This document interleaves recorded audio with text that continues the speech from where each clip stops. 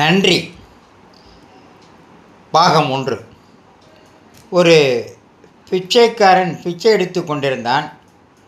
அதை பார்த்த ஒரு செல்வந்தர், ஏனப்பா, உனக்குத்தான் கைகால்களெல்லாம் நன்றாக இருக்கிறதே, வேலை செய்து சாப்பிட வேண்டியதுதானே, ஏன் பிச்சை எடுக்கிறாய், உழைக்க மனமில்லையா என்று கேட்டார். அதற்கு அந்த பிச்சைக்காரன் சொன்னான், ஐயா, எனக்கு திடீரென்று வேலை போய்விட்டது.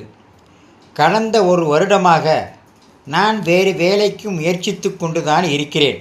எந்த வேலையும் கிடைக்கவில்லை. உங்களை பார்த்தால் பெரிய மனிதர் போல் தெரிகிறது. நீங்கள் எனக்கு ஒரு வேலை வாங்கி கொடுத்தால் நீங்கள் விரும்பியபடி இந்த பிச்சை எடுப்பதை விட்டு வேலை செய்து புழைத்துக் கொள்கிறேன் என்றான். உனக்கு நிச்சயம் உதவ வேண்டும் என்று தோன்றுகிறது.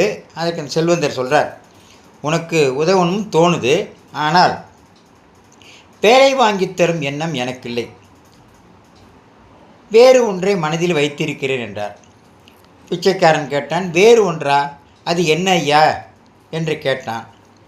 உன்னை என்னுடைய பிஸ்னஸ் பார்ட்னராக ஆக்கிக் கொள்கிறேன். என்னது, பிஸ்னஸ் பார்ட்னரா? ஆமாம், எனக்கு சொந்தமாக பல 100 ஏக்கரில் விவசாய நிலம் இருக்கிறது. அதில் விளையும் தானியங்களை நீ சந்தையில் விற்கலாம். உனக்கு கடை வைக்கும் இடம், தானியம் உட்பட அனைத்தையும் தருகிறேன். நீ செய்ய வேண்டியதெல்லாம் ஒன்றுதான். தானியங்களை விற்று லாபத்தில் எனக்கு பங்கு தர வேண்டும், அவ்வளவுதான் என்றார். முதலீடே செய்யாமல் இப்படி ஒரு வாய்ப்பா? கடவுள் கண்ணை திறந்து விட்டார் என்று பிச்சைக்காரன் மனம் குதூகலத்தில் மூழ்கியது. சார், அது லாபத்தை நாம் எப்படி பிரிச்சுக்க போகிறோம்?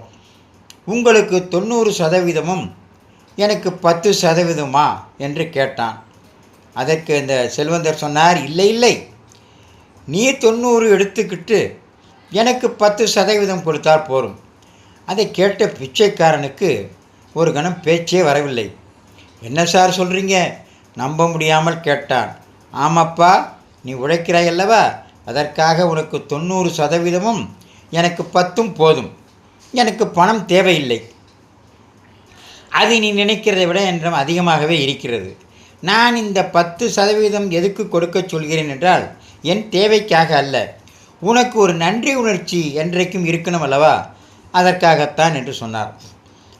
பிச்சைக்காரனுக்கு, வாழ்க்கையே பிச்சை போட்ட தெய்வமே, நான் உங்களுக்கு என்னென்னைக்கும் நன்றி கடன் பட்டிருப்பேன் என்று